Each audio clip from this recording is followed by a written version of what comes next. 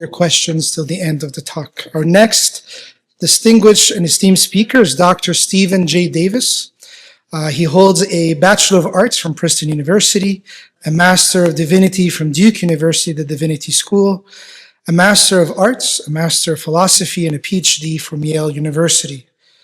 Dr. Davis is a Wesley Professor of Religious Studies and Professor of History at Yale University, specializing in the history of ancient and medieval Christianity, with a special focus on the Eastern Mediterranean and the Near East.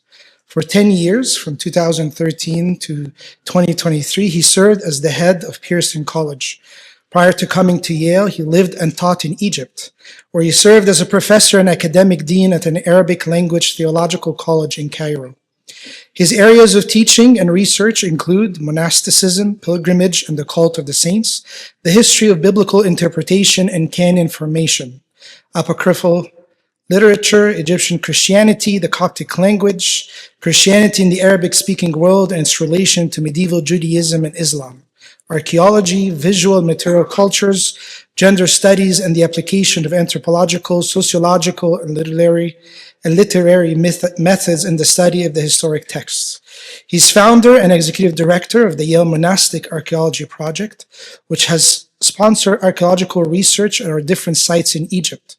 As an extension of his work, he also directs a project to catalog the Coptic and Arabic manuscripts at a fifth site, Monastery of the Syrians, Deir es-Suryan, resulting in 4 published catalog volumes with 5 more volumes, either in press or in preparation. In addition, he's the founding editor-in-chief of the Christian Arabic Texts and Translation series. His books include The Cult of Saint Thecla, a tradition of women's piety in late antiquity, The Early Coptic Papacy, Coptic Christology in Practice, Christ's Child, Cultural Memories of a Young Jesus, Monasticism, a very short introduction, and the Gnostic chapters, as well as 4 other monograph-length editions and or translations. So please join me in welcoming Dr. Stephen Davis.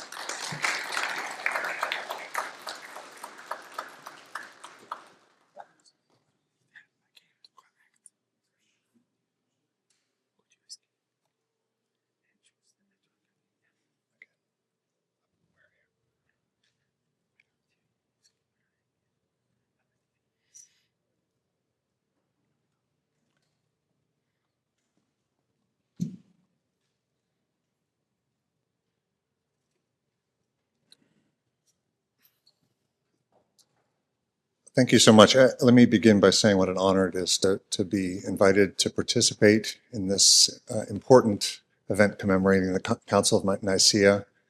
I'm deeply honored to be here. I want to thank Brother Antonios. Where are you right now? I don't know where you.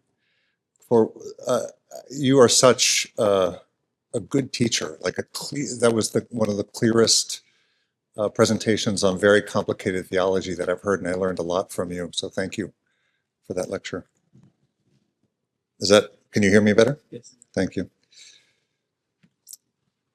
So today, in honor of its 1700th anniversary, I will be speaking about the ecumenical council that met at Nicea in the year 325. And what I want to emphasize, my main theme, is that the Council of Nicea, doctrinally and historically, was not an endpoint, but a beginning. First, it was not the end of the theological debates over the doctrine of the Trinity in the 4th century. Those debates, as we heard earlier, continued to rage for 5.5 more decades. But second, and more centrally to what I'll be talking about, when viewed from a longer-term Coptic Orthodox historical perspective, it was by no means the final expression of Trinitarian faith and piety. What do I mean by that? What I mean is that the Council of Nicea has continued to serve as a crucial catalyst for the Church's cultural memory during the subsequent 17 centuries. And today I want to focus on that rich heritage seen through the lens of 2 different monastic communities. Before I get to my primary subject, I want to say a little bit by way of introduction about how and why the Council of Nicea did not mark the end of theological debate over the Trinity. And so I'll be covering some of the ground that you heard in the first lecture, but that it was the beginning of a long and rich history of Trinitarian devotion. So bringing together theology and practice is one of my interests in my scholarship and in my lecture today. So the council was called in 325 to respond to a vexing theological question. How should the relationship between the supreme God and the Word of God be properly understood? The writer of the Gospel of John had begun with an extended meditation on this subject that required further interpretation. This is John, the first two verses in John. In the beginning was the Word, and the Word was with God, and the Word was God. He was in the beginning with God. How could the Word be God and also be with God? And how did this language of God and Word relate to the biblical language of Father and Son found elsewhere in the Gospel, such as in the famous passage in John 3:16, "For God so loved the world that he gave his only begotten Son." A debate over such questions was sparked, as we heard earlier, by an Alexandrian priest named Arius, who believed that the Word was not begotten, but created by God before times and before ages. That's a quote from him. One of his popular slogans was, there was when the Word was not. Notice that he did not say there was a time when the Word was not. Arius believed that the Word was eternal into the future, but created before time. And by saying this about the Word, Arius, at least as far as we can understand, was trying, maybe in a misguided way, to preserve the unity and uniqueness of God from his perspective. He thought of God really in terms of God the Father, specifically. For Arius, only God the Father was eternal and perfect.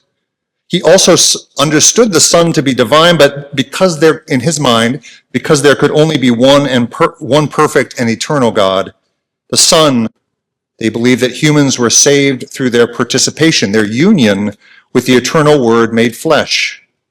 From their perspective, if the Word or the Son of God was created and not fully divine, then participation in him, union with him, would not be a guarantee of full salvation.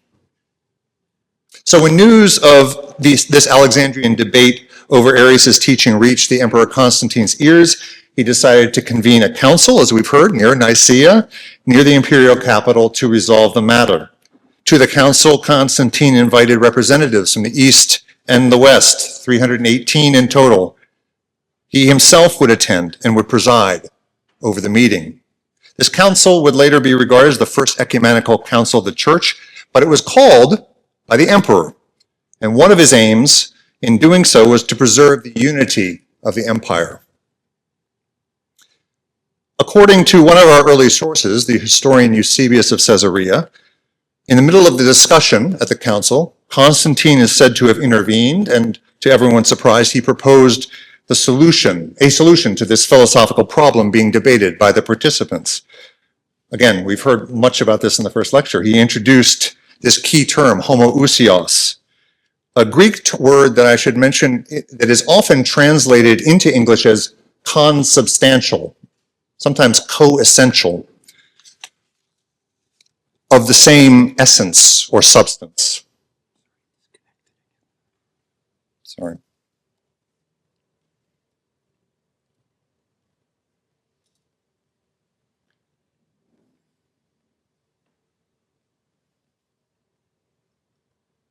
Where am I?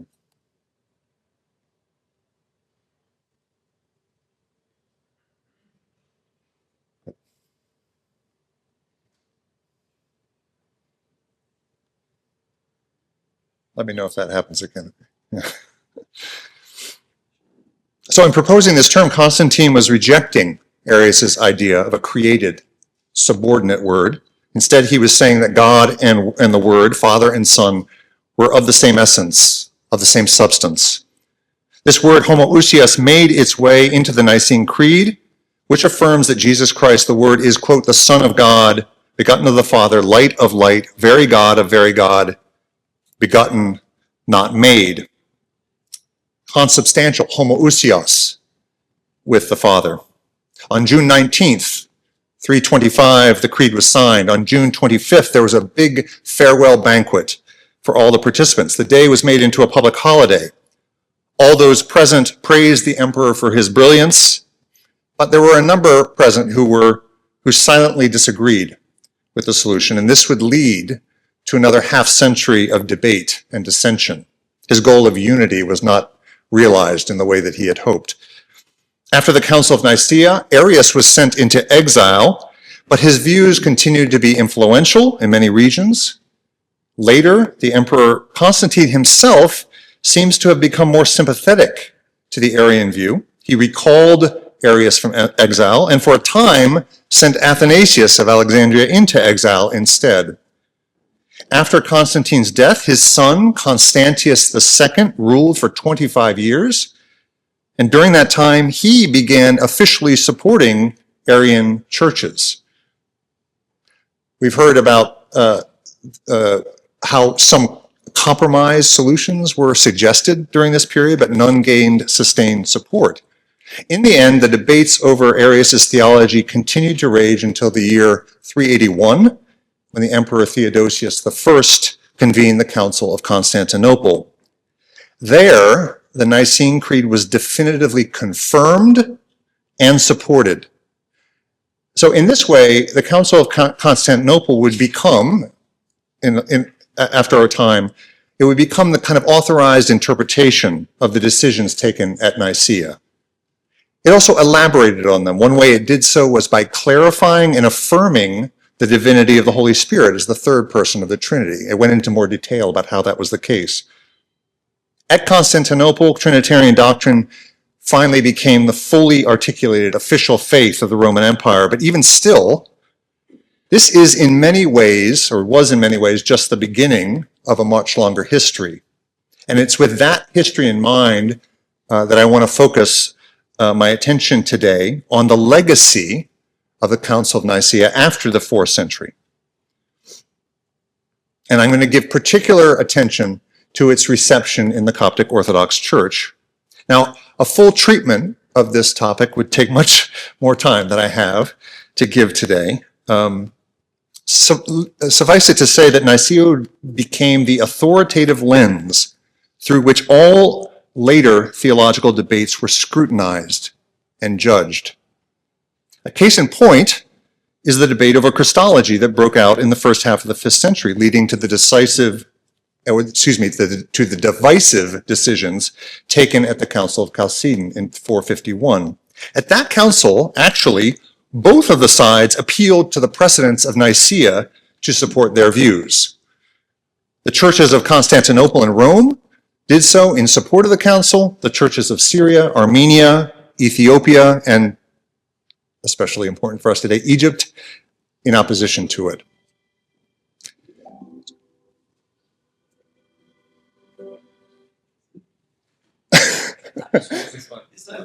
One of them's working.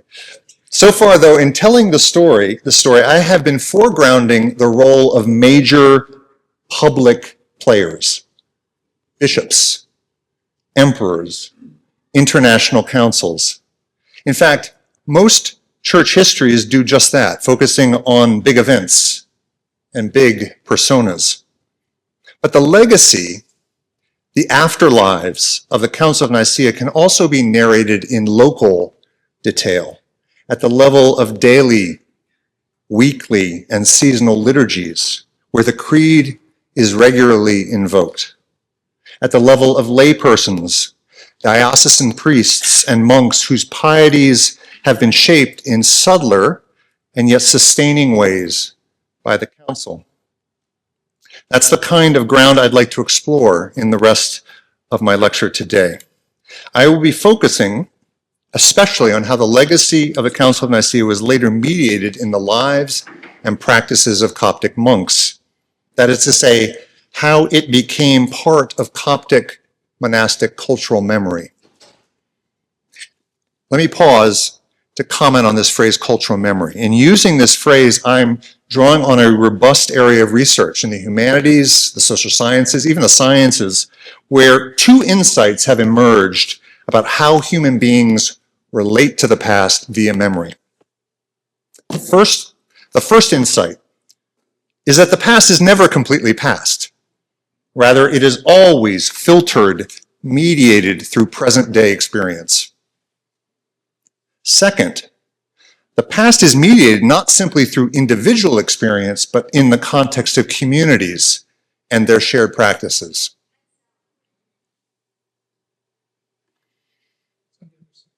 Oh, it's on the other side? Okay.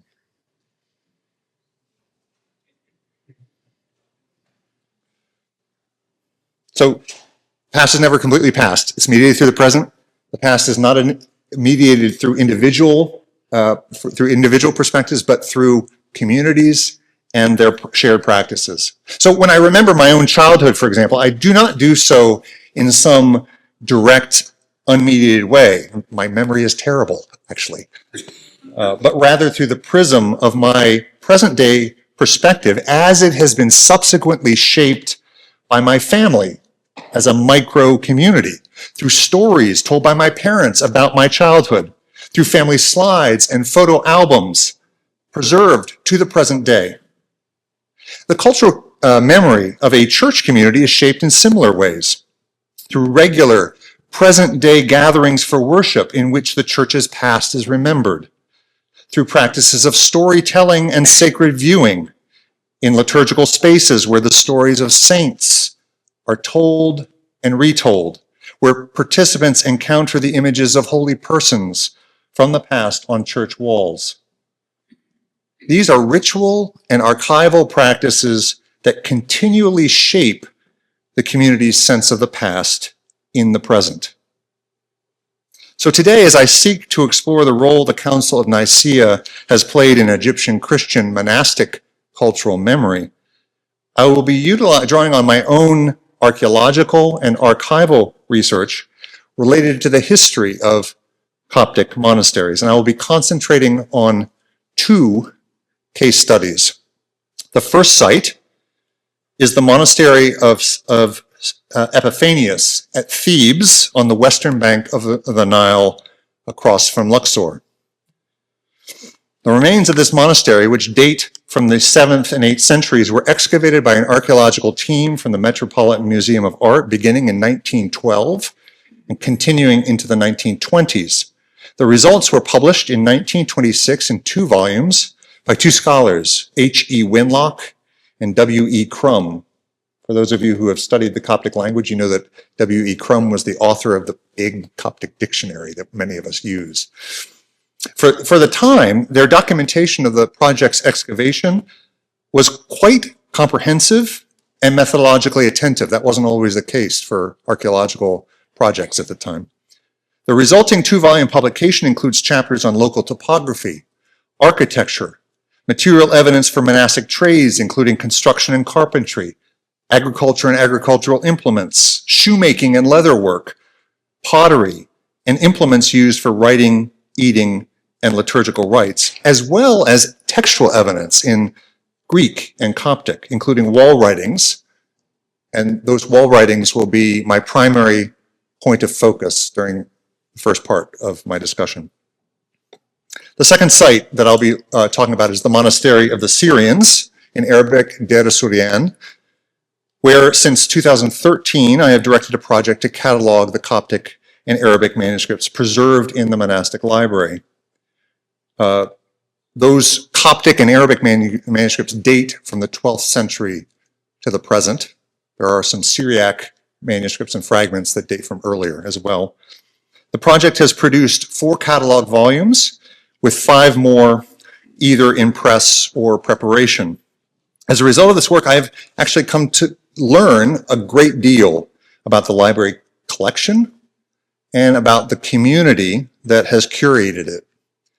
This collection will therefore serve as a basis for my second case study, for tracing the ways the Council of Nicea has left its stamp on the monastery's codicological history, how scribes, patrons, librarians, and readers have kept the memory of Nicea alive.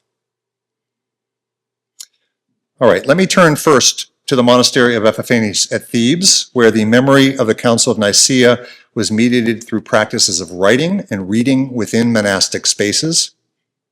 The textual evidence discovered during the Met's early 20th century excavations included literary texts, such as fragments from the Bible, the liturgy, homilies, epistles, narratives, theological statements, as well as documentary texts, such as the monks' personal letters and correspondence, writing exercises, legal and financial documents. These writings are preserved on papyri, on pottery. So when we find pottery with writing on it, the technical term for that is ostraca, on limestone, and on wall plaster. In the Met publication, the writings on wall plaster are labeled by the authors as graffiti, but they in fact include a number of carefully planned and executed texts painted on the wall with pigments. Such painted inscriptions today are usually referred to as dipinti. That's a Latin term meaning to paint something, right? The monastery itself, as you see in this photo, was built into a subterranean tomb built by the Vizier Daga during the 11th dynasty in Egypt, way before the history of Christianity, around the turn of the second millennium BC. The tomb was cut into the limestone face of the mountain cliffside, Gebel in Arabic, and featured a portico with 7 entrances, with the central entrance, apologies.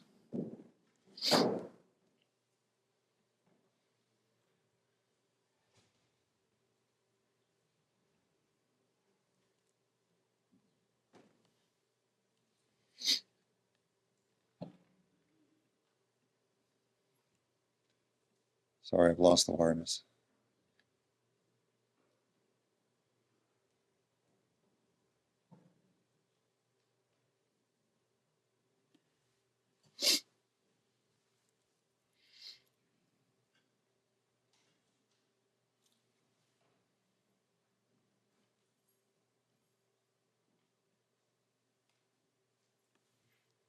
Do you have the number?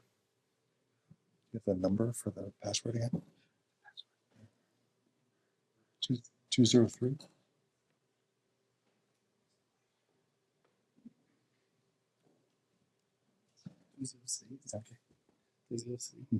999-50-43. Inshallah. I have to keep you the months I feel like Okay. Is it there? No.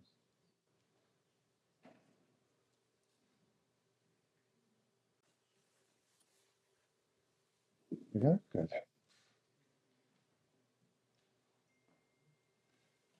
All right, I'm gonna forgive me. I'm gonna keep my mouse active, so you'll see the cursor go like this. So this tomb, built in the 11th dynasty, was cut into the Gebel, and it featured a portico with 7 entrances, with a central entrance giving access to a sloping passage leading down to the room containing the sarcophagus.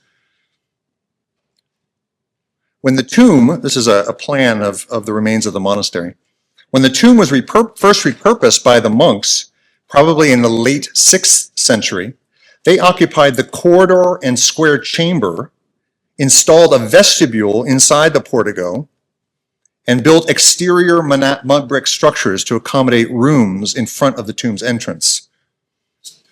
So I'm showing you kind of where monks would have entered this complex on this. You can see the arrow and the box there. They would have entered this complex through rooms 1 and 4, and they descend a broad flight of steps into a long, narrow vestibule. This vestibule was paved, like a floor paved with sandstone slabs. It had brick walls recessed with niches, and it was lined with benches around the sides, on the north and south sides. These surfaces were plastered and whitewashed. So the vestibule seems to have functioned as an assembly space where the monks would have sat together. The benches show signs of wear from sitting there, And so the monks had to replaster the benches like 3 different times. So it was clearly a space that was used frequently. Past the portico, the corridor led down into the inner chamber, which seems to have served as the founder Epiphanius's cell.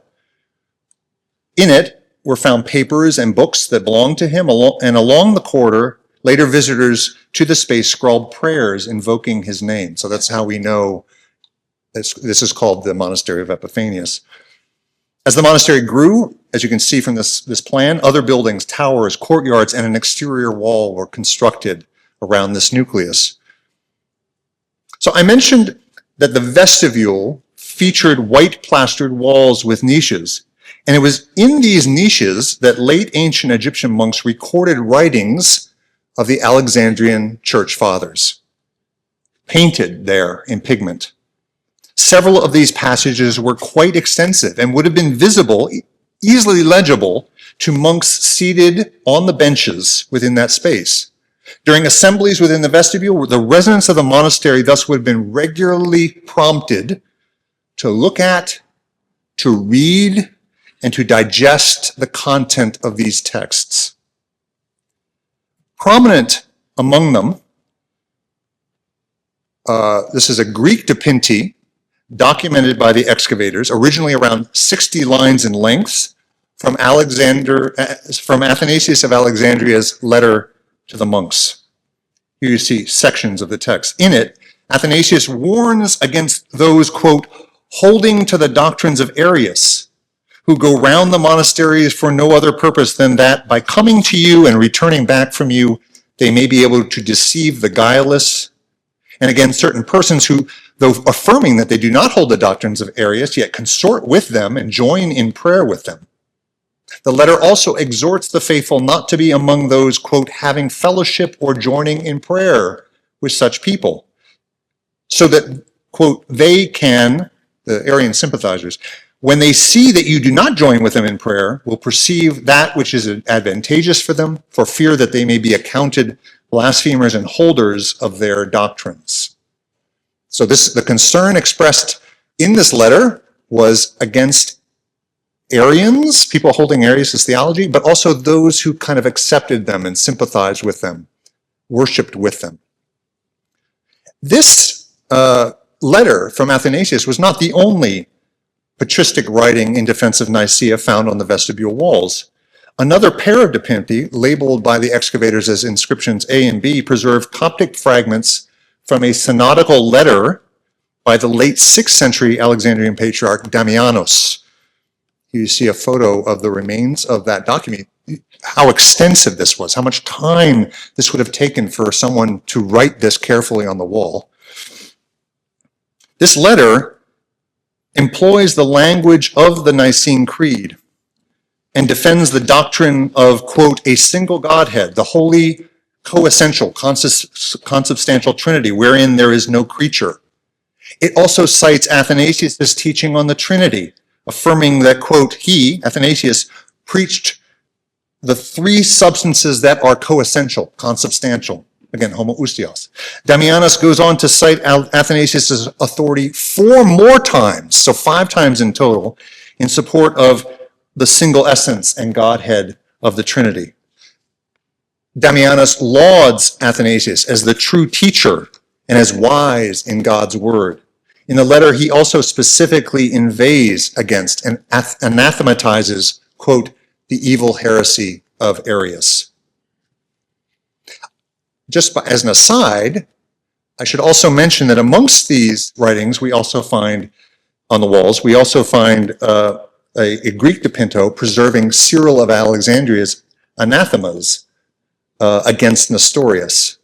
So we can view these writings as part of a theological genealogy in which these monks were constantly being reminded of the faith that they held to. So I've been talking about wall writings, but these are not the only surviving archaeological examples of monastic acts of inscription related to creedal formulae or the citation of Alexandrian fathers.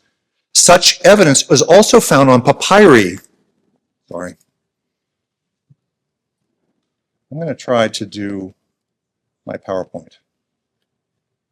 See if that works better.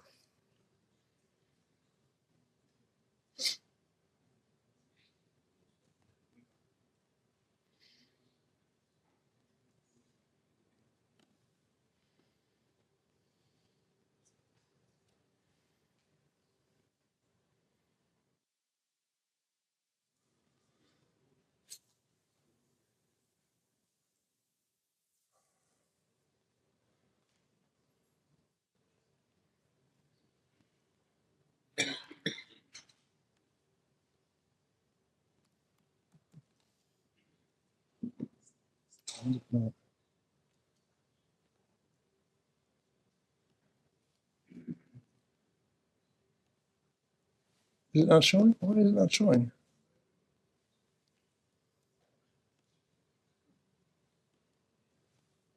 I'm so sorry.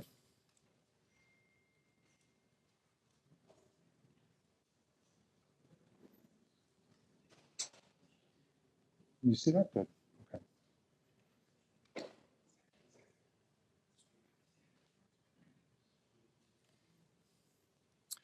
So it's not just on the walls, it's also on papyri and ostraca.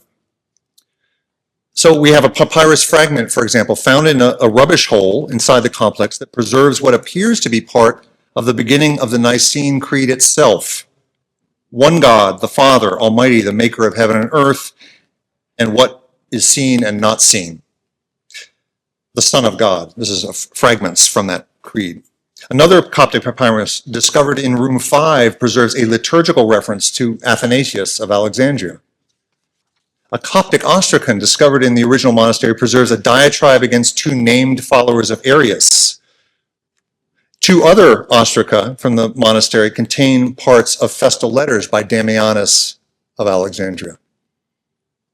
So what does all this material, and here we see the fragment from the Nicene Creed on papyrus.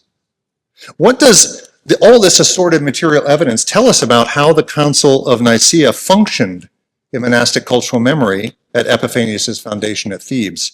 Well, first, it shows how deeply embedded the language of the council and the polemical defense of Nicene orthodoxy was in the monks' writing habits, in their sense of shared communal identity. In the examples I've cited, we see how the names of seminal Alexandrian defenders of the creed, Athanasius, Cyril, Damianus, and texts associated with them were recorded both in monumental contexts, so in the place of assembly, the common room, as well as in the tomb, and also on portable media, on papyri, ostraca, that they could carry around with them, on their maybe in a pocket, right? As such, the language of the creed and of its defenders would have been eminently accessible and materially present to the inhabitants of the space. From the original scribes who wrote these texts, to those who held the papyri and ostraca in their hand and carried them with them, to those who sat or stood in the vestibule lingering for a time to read the words of these extended statements of faith recorded there. In late antiquity, the act of carrying a papyrus or ostracon inscribed with words of authority was often thought to safeguard a person from harm. When worn or held next to the body, such documents could function like talismans against baleful influence, protecting the person. Likewise, when it comes to monastic spaces like tombs and rooms of assembly, the marking of walls with authoritative texts, prayers, and crosses, that's typically understood to have a protective function for those who are residing within the space. And this was the case not only at the external thresholds of buildings, but also at internal junctures, internal places within buildings that were of marked significance. So one of the things I would suggest is that at the monastery of Epiphanius, these wall writings containing patristic polemics against an Arian threat written on internal niches may not have been directed against external threats from outside the monastery, but rather toward the danger of internal influences, the danger that members of the community might forget their fundamental Nicene allegiance and be swayed by unorthodox views. And we know that other monastic leaders during this time period and before shared this same concern. Let me give you one example from Shenouda of Atripe. In the 5th century, for Shenouda wrote a treatise called I Am Amazed. This is at the White Monastery in Sohag. He's writing to monks within the monastery under his charge. And in this work, he expresses concern to them about forms of impiety and lawlessness that are revealed among us in the community, about how numerous among us are those who do not have God, about hypocrites and frauds within this community, about false Christians whose name is priest and monk, leader and father. So he's concerned about members of the community, monks, priests who have lost their way somehow. In that vein, he cursed those who cause others to stumble, those who hold the status of father and great leader, those who have the power to defile the hearts of many people in the monasteries of Christ. And later in that same treatise, he specifically invokes the language of the Nicene Creed against such internal threats. He writes, "It is manifest that when we say Jesus," this is one of my favorite passages in Shenouda, I find it very powerful. "It is manifest that when we say Jesus, we speak of the consubstantial, co-essential Trinity." So there were practices where in prayer, the utterance of the name Jesus was sufficient to affirm homoousios within the Trinity. It's often known as the Jesus prayer. And later in that work, he actually recites examples of that Jesus prayer. Finally, in that same treatise, he even cites words written by, quote, the true man of God, Appa Athanasius, the Archbishop of Alexandria. And he does so to anathematize theological meddlers, those swayed by the Arian heresy, warning his monastic brothers lest they get swept up into Satan's net. So, when we think about what Shenouda's concerns were, and then we turn our attention back to the monastery of Epiphanius, the words of the Nicene Creed and of its authoritative defenders, Athanasius, Cyril, Damianus, would have had a similar cursing, anathematizing function. Such acts of inscription were done for the sake of protecting, preserving, and purifying the community gathered within the monastery's walls. In this way, the cultural memory of the council quite literally became sedimented within the architecture and on the rough surface of papyri and clay sherds. And when I use this term sedimented, I'm borrowing language from Paul Connerton's book, How Societies Remembered, where he describes how habitual acts of memory practice effectively serve to reenact the past, and how in the process the past becomes sedimented in the body as well as in the spaces those bodies call home. What I want to emphasize here is that local remembrance of Nicea was not simply confined to abstract theological reflection. It was not confined to so-called armchair apologetics, but rather it was materially and strategically deployed in everyday practices, acts of writing and reading, along with all their associated bodily dispositions and postures. So think about a monk in that space, sitting or standing still long enough to read through the text. That long text inculcates a particular bodily practice as well. This is how late ancient monks at the monastery of Epiphanius incorporated the council into the lived texture of their daily lives. All right, that's my first case study. My second case study is De Surian, the collection of manuscripts at the monastery of the Syrians. Now, the contents of, I want to introduce you very quickly to this monastic library. This library has not been digitized, and I can answer in Q&A why it has not been digitized. There's reasons. And so it's generally not accessible unless you get special invitation or you get special request to visit the library. And so it's been a gift to have been allowed to do this work. The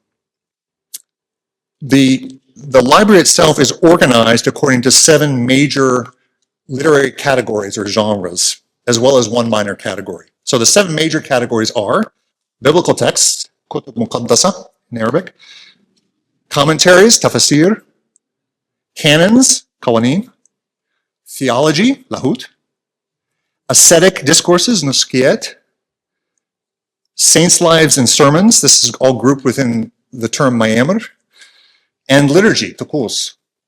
The 8th minor category is Coptic language resources, and that category is comprised of things like medieval grammars, written in Arabic, but for people who want to remember and learn Coptic, right? And lexicon. Worthy of note is that every one of these 7 major literary genres, in every one of them, one finds references made to the Council of Nicea. So I searched through our database, the information we recorded from our work there, and it shows that biblical texts, canons, theology, and liturgy feature the most hits on this topic. 2 of the earliest volumes date from the 14th century. One is a canons volume from 1343. Another is a biblical volume from 1396. But most of the examples come from manuscripts later, copied in the 18th and 19th century. And this is in part simply a feature of preservation practices, right? Books get used up, they don't survive, they get recopied. And so the majority of the texts are from 18th and 19th century now. More survive in larger quantities within the collection. I would note here that the different genre categories that you see here that are employed in the Data Sudan library correspond to different functions of the library and different practices in the life of books produced for the consumption of monastic readers.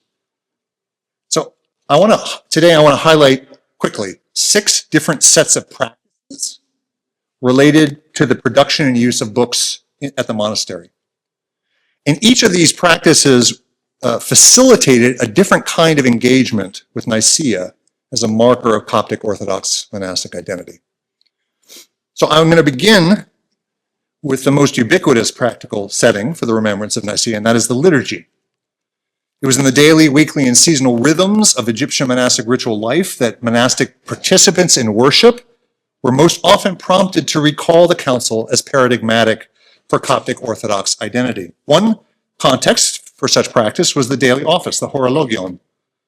2 Arabic manuscripts at Deir Surian serve as evidence for such practice in the 14th and 18th century, respectively. These are manuscripts 14 and 761. Each contains the psalms and hymns related to the hourly prayers, along with liturgical elements from the horologion. One of the elements is a section recording the content of the Nicene Creed to be read aloud as part of that rite. So in manuscript 14, a biblical manuscript dated 1396, this section is labeled the Orthodox Faith for All the Churches. In manuscript 761, dated to 1750, the same section is entitled the Orthodox Faith that the 318 fathers ratified at Nicea. A second liturgical context for the remembrance of Nicea is the celebration of feast days. In 2 different liturgy manuscripts containing the seasonal hymns called Torohat, we find hymns. Sorry. Take a break.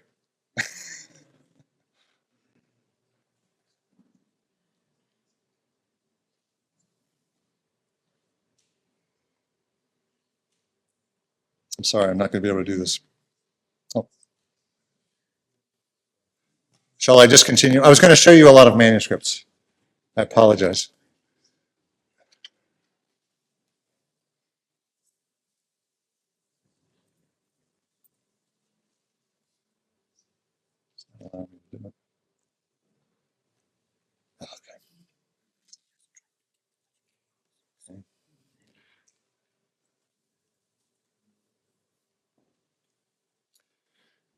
So these seasonal hymns called Torohat, we find hymns on the Council of Nicea to be chanted on the feast day of 9 Hator, commemorating this historical event.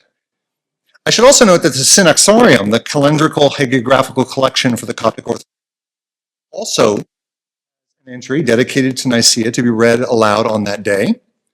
A brief narrative that tells the story of the righteous Emperor Constantine's convening of the council, the prominent Alexandrian presence there in the persons of the Bishop Alexander, and then his then secretary Athanasius, and the judgment rendered against Arius. The entry incorporates the full text of the Nicene Creed and concludes with a note on how the Alexandrian patriarchs were authorized to determine the proper date of Easter. So here's some examples of those feast day hymns and the Synaxarium.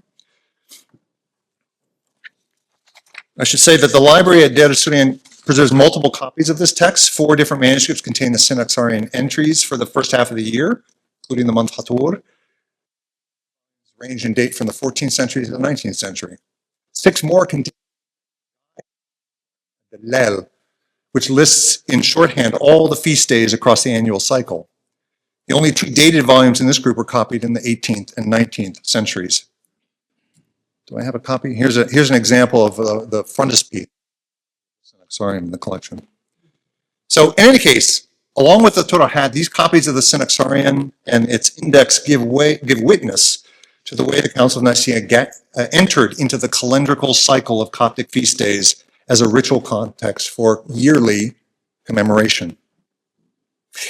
In addition to such liturgical practices, forms of remembrance, the Library of Derusurian ecological practices of canonization, collection, and theological commentary, in which the Council of Nicea was recognized and marked as the definition of orthodoxy without parallel. The earliest dated canons manuscript in the collection is Derusurian manuscript 102, copied in 1343. The contents of this volume include different canons of the apostles and a series of conciliar canons, beginning with Ankara, Carthage, Sardis, Laodicea, and ending with Nicea. One of the things that's indicative here is that the amount of pages dedicated to Nicea dwarfs that of any of the other councils. So in that particular manuscript, 67 fully are devoted to those first 5 councils that I mentioned. Nicea and its canons take up 72, even more than all 5 combined. And that pattern is consistent across all the examples that I'm listing here.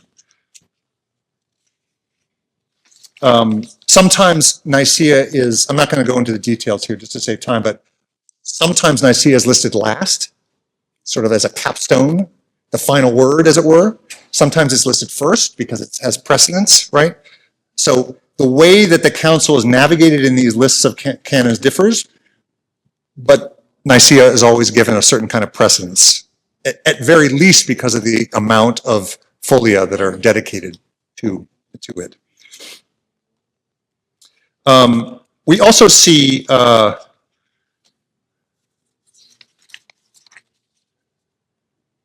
so I want to talk about how there is also commentary on the Nicene Creed in the collection. I think I have an example of Derusurian manuscript 9. This is an undated manuscript, but copied before. I'm just going to keep reading. It's copied before 1730, so it's at least the 18th century, probably earlier. And in that manuscript, somebody mentioned the Book of Revelation earlier. A copy of the Book of Revelation, and then at the end of it, a commentary on the Nicene Creed. And what's interesting to me is that this juxtaposition of biblical and conciliar modes of commentary and the shelving of this under commentary shows how the scribes, the librarians in this monastery were aware of, they were cognizant of how canonization and commentary were complementary, how they informed each other, right? So recording the canons, but also commenting on them. You were talking about how it requires interpretation, right? So I think you see that in practice here. One manuscript in the theology section of the library attests to the fact that this was a new endeavor or confined to monastic settings. Are any of you familiar with Sawiris ibn al-Muqaffa, famous 10th century, one of our earliest witnesses, perhaps our earliest Egyptian witness to the production of original theology in Arabic?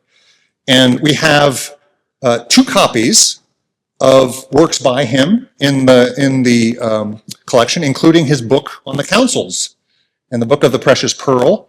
And these works are devoted principally to the systematic discussion and theological interpretation of conciliar decrees and patristic doctrine. And that manuscript notably ends with a commentary on the Nicene Creed. So you see how the production of theology and the remembrance of the creed goes together. So from across the multidisciplinary library holdings in 3 different classificatory areas, we see how monastic cultural memory of Nicea at Deir ez-Zubaydah was further sustained through a variety of intersecting literary practices, canonization, collection, theological commentary. I want to end by talking about the role, now I'm getting down at the ground level. I want to talk about the role that scribes, patrons, and readers played in this collection. So, let me begin with a scribal remembrance of the Council of Nicea. In the year 1724, a deacon named Girgis ibn Yusuf al-Mansuri copied a Mayamar volume containing 74 miracles of the Virgin Mary. This is manuscript 239. We don't know much about this scribe, other than that the information he provides about himself in the colophon to that manuscript, where he notes that he was known at, quote, the house of the Ethiopians. Excuse me, the house of the Ethiopian.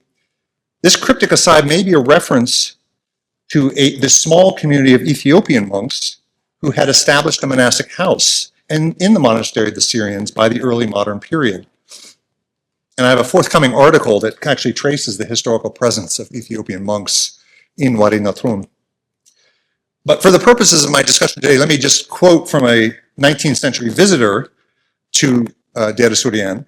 This was the English traveler Robert Curzon, who notes that this community of Ethiopian monks occupied a building with a flat roof in the southeast corner of the enclosure, close to the outer wall of the monastery, where they maintained a consistory and a library.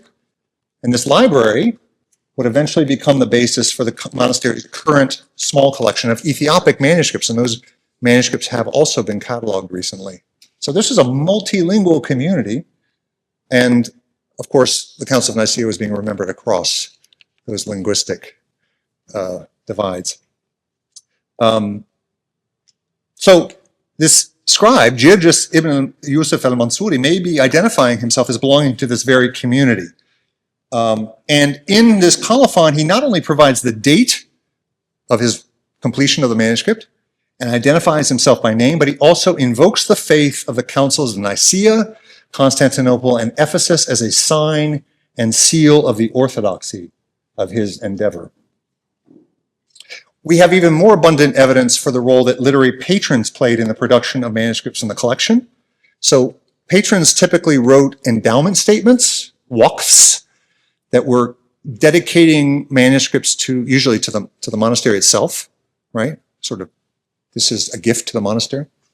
And those waqfs are very revealing about how the role that the Council of Nicea played. And I count a total of 8 different manuscripts in which, in those waqf statements, patrons incorporated mentions of the Council of Nicea or a condemnation of Arius as part of the dedication. In each of these cases, Nicea, this mentioning of Nicea was meant to assert and confirm the theological orthodoxy of the manuscript. It also had a much more specific and practical purpose, namely to serve as a warning and a threat against anyone who might think about removing the book from the collection, right? Like maybe a monk is interested in a manuscript and borrows it and doesn't remember to return it. And so these waqfs were meant to say, hey, wait a minute, if you do something like that, you're going to come to the same fate as Arius. So one example, manuscript 188, this is a Nusakiyet, Ascetic Discourses manuscript, contains a 3-part endowment in which the writer of the waqf issues a warning to readers about the judgment rendered against Arius. It invokes the councils of Nicea, Constantinople, and Ephesus, and issues a threat to potential thieves. He also invokes Simon Magus and Diocletian, so they're serious about this threat. In a Miami manuscript containing the miracles of the Archangel Michael, we read, the person who writes the waqf emphasizes that anyone violating this waqf will be, quote, excommunicated by the mouth of the 3 councils, Ephesus, Nicea, and Constantinople. And we see this pattern repeated, warnings against unauthorized sale, against loaning it out, against theft. I'll move on. A waqf, we also see this in a liturgy manuscript from the 19th century, aiming to prevent theft by evoking an anathema from the mouth of the 318 fathers of Nicea and all the councils. Yeah, I'll leave it at that. So this becomes a regular practice of the patronage and production of manuscripts, where the Council of Nicea is like a sign and steel of orthodoxy and a protection against unauthorized use. So let me jump ahead and note that scribes and patrons were not the only users of texts to leave their stamp in the texts in ways that mark the remembrance of Nicea. Now, let me give you one example of this. Readers of texts did so as well. So one of the fascinating things about cataloging these manuscripts is that you'll see little marginal notations by readers, prayers, Udhkurni ya Rab, right? Remember me, O Lord. And sometimes with more information about who they were, when they were reading it, prayers for family members named, etc. So we have one example, liturgy manuscript, manuscript 1057. This is a manuscript containing the ordination and consecration rites for the church. Must have been produced before 1639. That's when the Waqf statement was written, so we know that it was copied before that. On one of the folia in that volume, a Syriac-speaking reader made his own addition in the margin, writing the Nicene Constantinopolitan Creed in Syriac in the margin of one of the pages. So scribes, patrons, readers. This brief survey of where and how the Council of Nicea makes appearances in Coptic and Arabic manuscripts at Deir Sudan shows quite vividly, I think, how the Council remained a live concern for monastic authors, collectors, commentators, scribes, patrons, and readers who activated the memory of Nicea in a variety of ways, through practices of composition, canonization, and interpretation, through the catechological marking of the community's concern for orthodoxy and for the protection and preservation of books. In conclusion, as we saw in the case of the monastery of Epiphanius, the Council of Nicea became materialized at Deir Sudan, catalyzed in Coptic monastic cultural memory, time and time again through monastic acts of writing, reading, whether on the plastered surface of mud brick walls or on folia within leather-bound volumes. Egyptian monks across generations have continually encountered and attended to, carefully curated the legacy of the Council, marking it as a constituent part of their religious and social identity. In this way, through such a repertoire of pious practices, the history of Nicea continues to be written, read, and remembered. Thank you very much.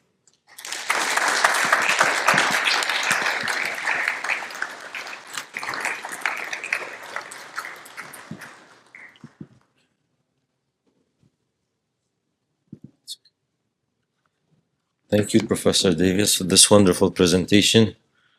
Initially, I was trying to take some notes, but as I was trying to write down some notes, I was missing a lot of what is being said. I said, no, I can't take notes. I just have to listen, and then maybe I can listen to the recording for notes maybe later on. But it's amazing how someone who's not Egyptian by birth does all this work on the Coptic Orthodox Church. I personally didn't know most of what you have shared with us today. Next time I go to Egypt, I have to visit these sites and look for the manuscripts and the inscriptions on the walls. It's amazing to know that. I came back yesterday from a 3-day celebration at the national level of Nicea, and I thought, 30 papers were presented, as I told you, and I thought I heard everything about Nicea. There is nothing more that I can listen to about Nicea, but from the two presentations, almost like especially your presentations, all new for me. So I guess Nicea is an ocean of information that we can take and never enough of. Can we take some questions, please?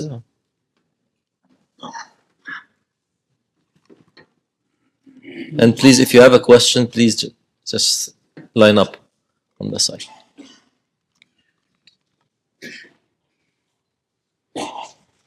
Thanks so much, Dr. Davis. This was very impressive, and I would like to thank you for digging deeper into our rich culture series. And thank you so much for even hosting our monks coming here to the library. I remember Father Eulogius Suriani, how you treat him very well here at Yale University. Part of a goal, actually. Yeah. Thanks so much. So I have like a question that is, I'd love to see if there is a study about this or not. Should us, how the outside world was correlated actually to the monastic life. So the monastic life, like they didn't have internet, they didn't have like any kind of ways to even to exchange information, but we know that how Saint Athanasius went to to Saint Antonius, then Saint Antonius going out to the world, so showing that how the monastic life actually emphasized and empowered our dogma that Saint Athanasius outside the world was like fighting for. So is there any study showing the factor and effect? Which one was the initial one? Is it Saint Athanasius being like at that time visiting the monasteries, or Saint Antonius who is visiting outside and Saint Shenouda? So is there any study, is there any finding regarding the factor and effect? Which one comes first? Which one comes first? Is this still on? Yeah. Which one comes first between Athanasius on the one hand and some of the monastic leaders? And the outside world. Yeah. So the church at that time, if you tell this studies like to the nowadays world, you will say, oh, yeah, we can tell, yeah, they are communicating, they are doing all this stuff. And even one of the slides, by the way, about Saint Epiphanius, I saw a sign of Wi-Fi. Do you see this? The Wi-Fi sign. That's amazing. Yeah. So would like to know more if there is any study or there's any finding you found it by yourself. So if you're interested in say the 4th century, the context of Athanasius himself. I mean, I remember when one of the books that was mentioned was the book on the Coptic papacy. I was writing on the early Coptic papacy, say the first, up to the rise of Islam, for example. And one of the things that was very striking to me, and you can tell this from the first lecture as well, this was a period when the church was striving after unity and struggling to get there. And I think that Athanasius played a very pivotal role in consolidating the authority of the Alexandrian bishopric over the geography of Egypt. And part of that was involved with his correspondence with and visitation of monks.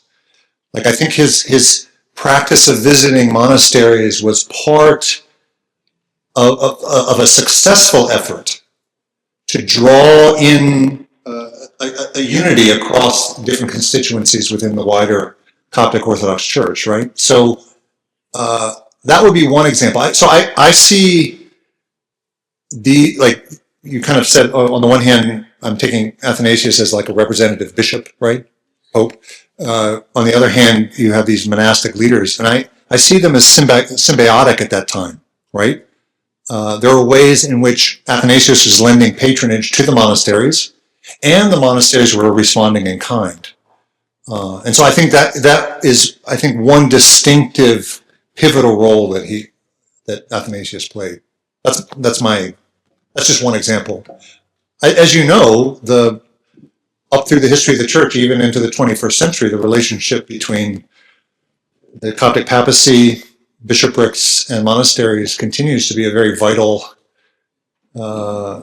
enlivening part of the life of the church, right? Yeah. I kind of have a related question. So on the walls you were showing, for example, some of the writings of the Alexandrian fathers and how the Coptic ones were very influenced by that. But I was kind of curious about how did the interchange of two very distinct cultures go?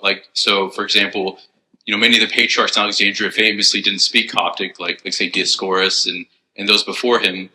And he even has writings where he would ask someone to translate to the Coptic monks for him. Right. So how did the theological concepts get transmitted down? Because they're very,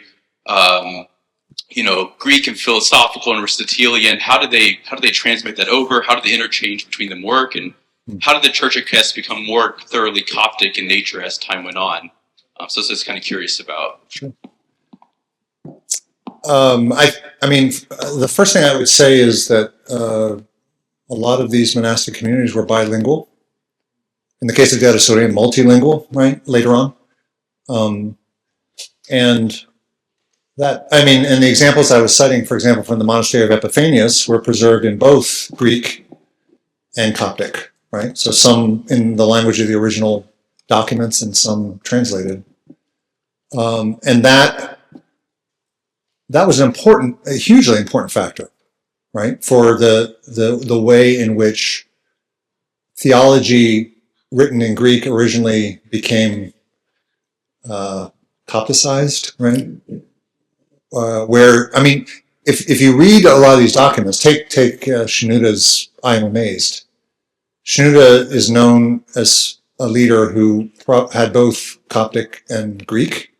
How much Greek he had is not clear, but he clearly in his writings was drawing on Greek terminology, technical terminology. And it's interesting to see there are places where, like homoousios, the term homoousios gets imported in that form, in the Coptic text. And there are other cases where, like one example would be Theotokos, right? Mary, the Mother of God, where you see both the Theotokos as a technical Greek term in Shenouda's writing, but also the Coptic equivalent, she who bore Christ, right? So I see that as a very dynamic theological and cultural engine that kind of motivated the transmission of this knowledge and of these practices in different settings. And you can track that in different terms, even up into the Arabization of the Coptic Church, right? When it was a different kind of transition moment. And I mentioned Suwirsa ibn Mokofa as a kind of early figure where you begin to see the articulation of what had been Greek theology translated into Coptic is now entering an Arabic lexicon.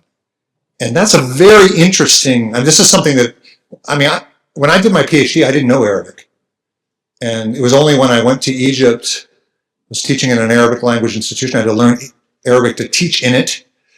And I began reading authors like Boulos al-Bushi, because I was teaching a theological college, I needed theological vocabulary. I was beginning to read this medieval stuff, and it's such a rich context, and it's rich theologically, but it's also rich in how you see these processes at work, right? As the kind of next generation of linguistic transition and rearticulation. I don't know if that answers, but yeah. That's really helpful. That's a good point about even the error here on stage. Yeah. I guess that's another thing. That's become a point of fascination for me on my own research. I do a lot of work now in Arabic stuff. Just it's so rich. There's so much to do. If you're interested in finding something to work on in research, that area is so much to do. Little plug.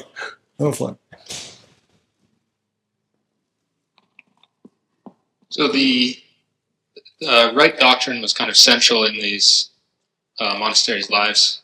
And we see in the secularization of culture, there's more of a focus on the social aspect of Christianity, whereas doctrine can be sometimes set aside in more extreme circumstances. So I was wondering if you could speak to our current secular culture and the importance of maintaining right doctrine and fostering that for our culture and for life in the church.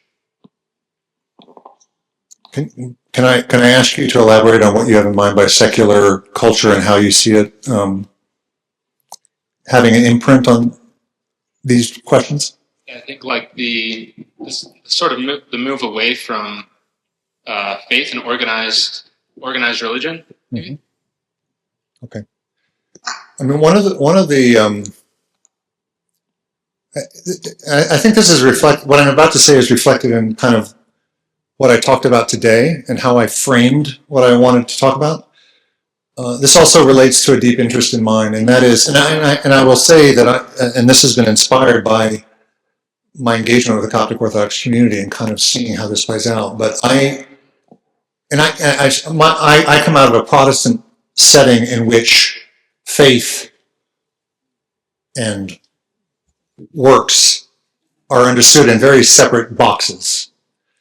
And in my own work, began to see the theological inadequacy of that, first of all, but also the rich ways in which one sees the wedding of faith and practice in the Coptic Orthodox setting. So, like when my first real foray into that was when I was working on Coptic Christology, the way in which doctrines of the incarnation were not simply written about in kind of like formal doctrinal ways, but were enacted.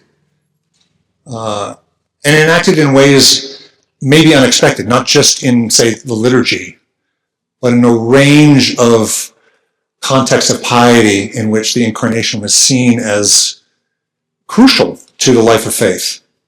And when I say life of faith, I mean the life of faith, right? So I was asking you the question about secularization because I think even the category of secularization in the modern world poses a false binary. If it sets the so-called secular over here and the so-called religious over here, when in fact I think theology and what you described as social practice are deeply intertwined and entangled. So I don't know if that's an answer to your question, but that's the way I would think about reframing the concern and what I observe in my engagement with, in this case, with the Coptic Orthodox community, both historically, in, for example, the historical materials that I've been talking about today, but also in the contemporary life of faith, right? I think they go together.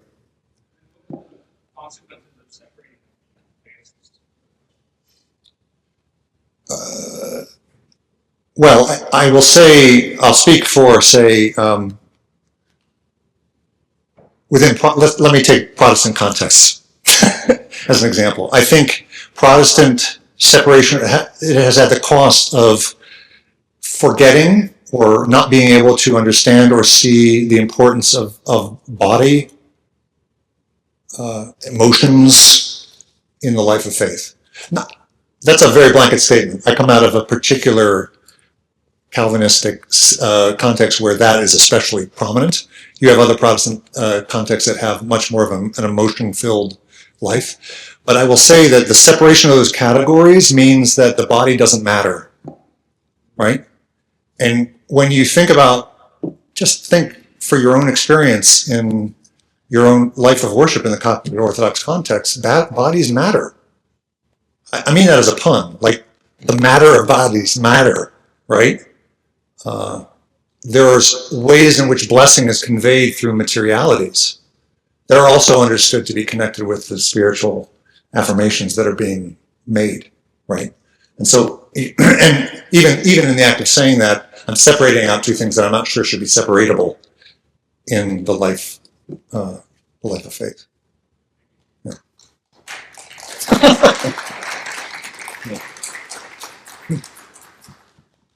First of all, thank you so much for the great presentation, and I would echo what our great Bishop David said, that you made us jealous being Egyptian, and we didn't know about these things, so I think we will get curious to know more. But I have just one question for you, and maybe another question for our Bishop, his great Bishop David. The first one is, I wanted to know if there was any historical reasons behind the lack of attendance from the Chair of Rome in Nicea Council. So we know that it was just a couple of them, and the rest of the 318 were from the Eastern Church, or the Oriental Church. So it was just a couple, I think, that Pope Sylvester sent. Although this was the very first ecumenical council, and the heresy was significant at this time. So this is a question, and maybe another question to our Bishop, Bishop David. So it is not to reduce the role of Saint Sabirus of Antioch.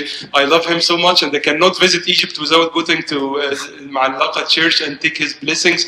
But why the Coptic Orthodox Church, in the commemoration of the saints, put Saint Sabirus of Antioch before Saint Athanasius? However, Saint Athanasius was before, like a couple hundred years before, and Saint Athanasius was the only one, of course, plus Saint Paul, that he was titled or entitled apostle. However, he didn't see Jesus. So in the three liturgies, we find him comes after Saint Sabirus, and I know his role in what he did to defend, of course, our faith, Saint Sabirus, and we all love him. But why we put him before? Thank you so much, and I'm sorry if I took that. Sayed, no, I think you should answer that question, please. The first one? Yeah, I'll allow Sayed to answer the second question.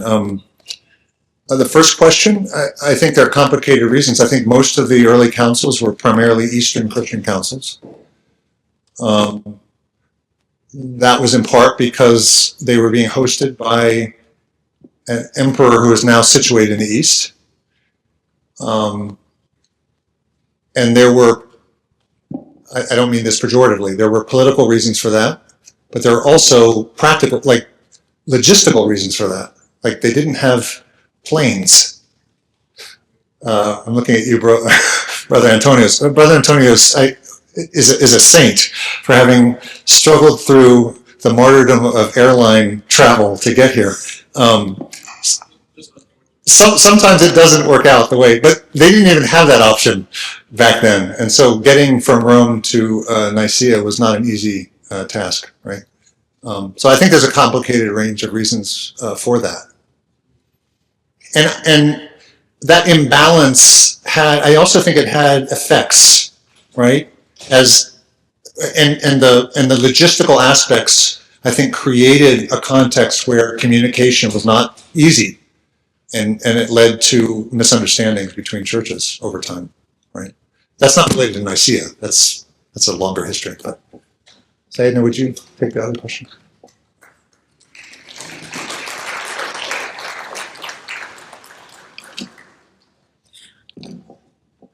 Thank you again, Professor Dr. Davis, for this wonderful presentation, answering all the questions. I think the terms I like to use always is orthodoxia is about the faith, and orthopraxia comes from practice. It's the way of life. And I always like to think of orthodoxia and orthopraxia as two sides of the same coin. So we cannot separate them. We cannot divorce them. We cannot think of orthodoxia alone, which means the faith alone doesn't work.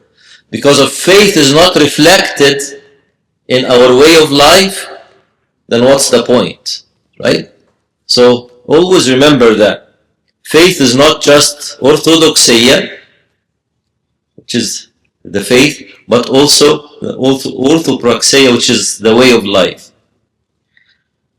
I think it has been very wonderful today, and I hope that you are inspired to do more reading and research in this field of our history and our doctrine. And it's amazing how our fathers have kept the faith even through inscription on the wall, so that every time we pass by we read what we believe, just to affirm the faith. Just to enter the question about the mentioning of Saint Severus, sometimes if things are normal, you will never ask why, right? So if we put it chronologically, then there is no question. But when something is out of order, then you say why. So here it wants to highlight the role of Saint Severus and his struggle to keep the Orthodox faith. So we put him even ahead of our saint to highlight his role. And reading his history and his struggles and how he had to flee to Egypt, etc., is very important to understand why the Coptic Church has put him even ahead of St. Athanasius himself. I'm sure we're still going to continue our celebrations. I just have a couple of announcements. This evening, God willing, at 6:30, we bought a new church, formerly a Greek church by the name of Saints Constantine and Helen. And we bought it recently, like a couple of weeks ago.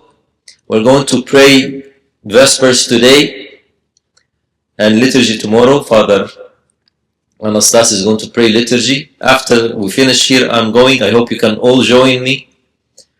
And because this year is dedicated to St. Athanasius, so I decided to name the church St. Athanasius. And of course, we know that the same era,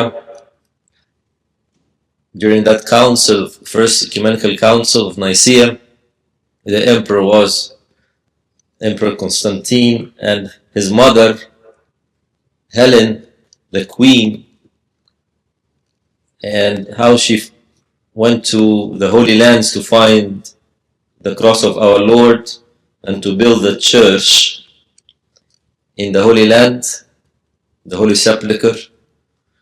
So we will keep the names, but we add Saint Athanasius. Yes, today is the commemoration of Empress Helen, yes, or Saint Helen.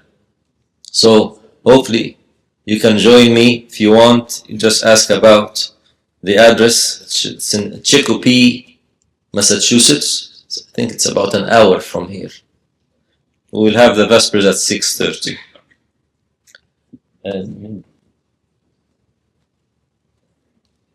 أبين الأيقونة الأولى. هنا شو.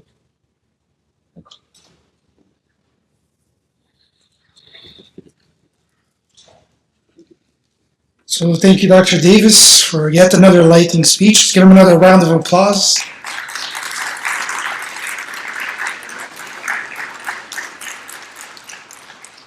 I'm sure you're all hungry, because I know I am. So we're going to be having lunch in just a little bit, and we'll be back again around 3:15, if possible, please, with a change of pace. So now our next segments will include music and choir presentations, as well a little bit of theater. So after which, as Grace mentioned, we'll also pray Vespers and conclude this memorable and historic day. So, bon appetit. So, but before we go, we have some gifts to our beloved speakers and distinguished speakers. So I'd like to invite them both to please come up, Deacon Antonius and Dr. Stephen J. Davis.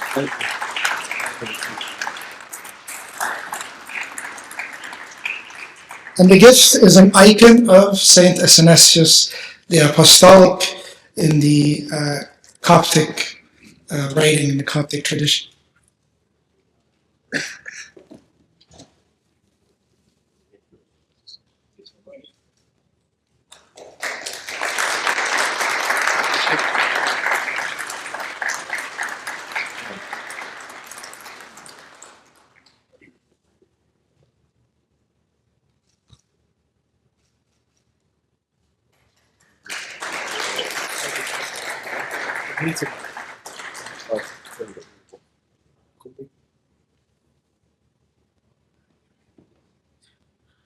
There's a committee of the fathers who have been working diligently for the past year to prepare for this day. So I'd like at this point to invite them and give them an icon as well of Saint Athanasius. This committee was led by Father Isaac, so I want to give him this award. تفضلوا. Father Marcus from Rhode Island.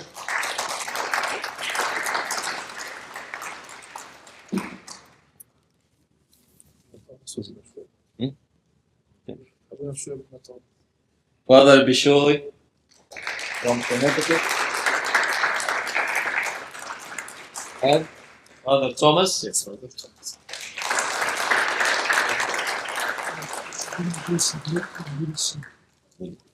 Father Cyril.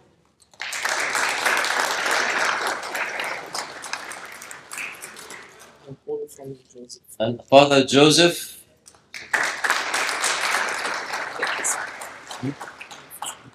ناخد صورة. Come, let's take another picture with the fathers. خلي البروفيسور يجي.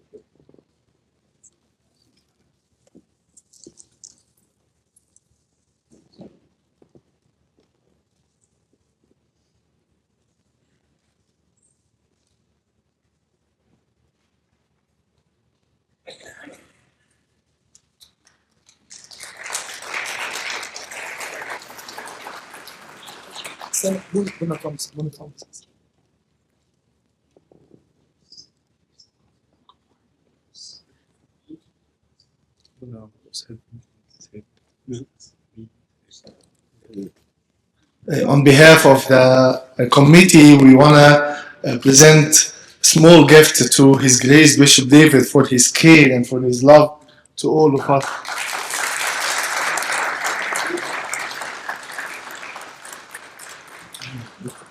Thank you, but this is not small. It's-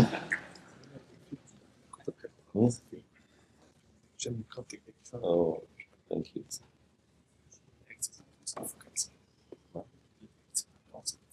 Hello, thank you. Hi, thank you.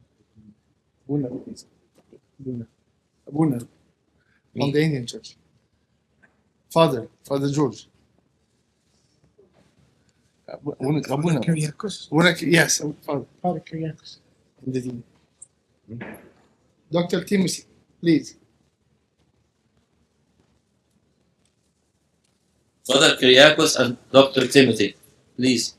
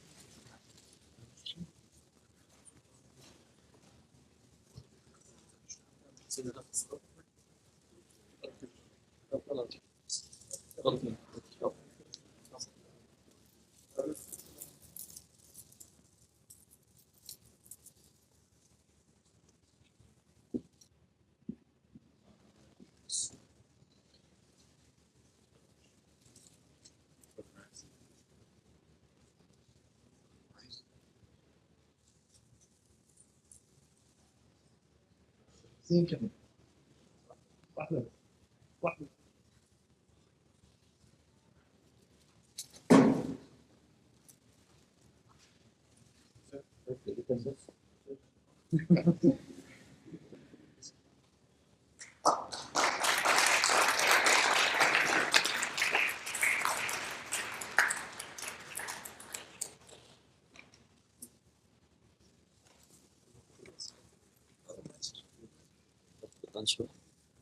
قول لهم بس نرجع الساعة كام؟ الساعة كام دلوقتي؟ All right. So be back at 3:30. So bon appetit. Go ahead. We'll see you. The love of God the Father and the grace of His only begotten Son and communion of the Holy Spirit be with you. Amen.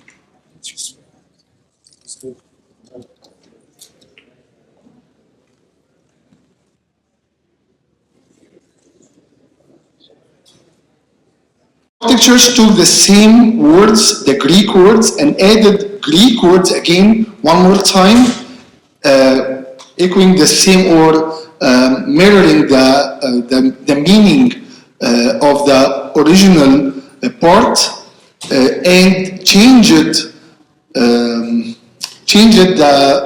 the music of the hymn. Believe it or not, the scale used or the Coptic musician who composed the music for this hymn used a scale called or named Omonogenes or Wahid al-Gens. This is the name of the Turkish scale used to compose the music. I will not speak much about the hymn. I love it very well.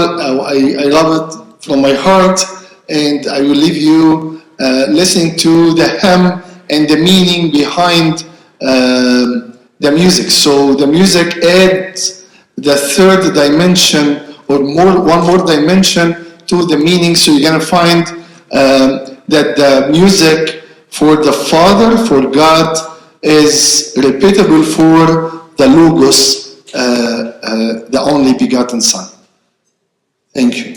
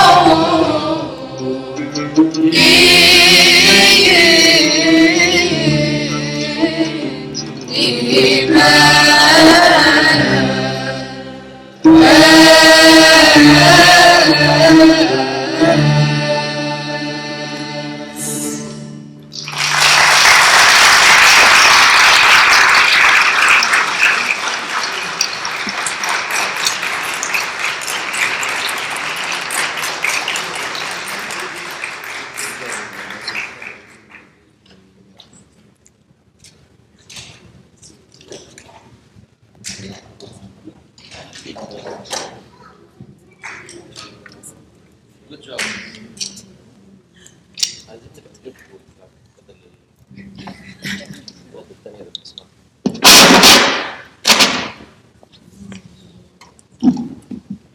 By the way, this hymn, I wish we had the translation. It speaks about the divinity of God. This hymn.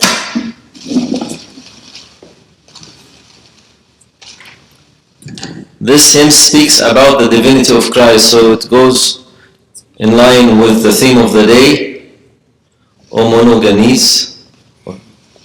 The translation, you can read the translation.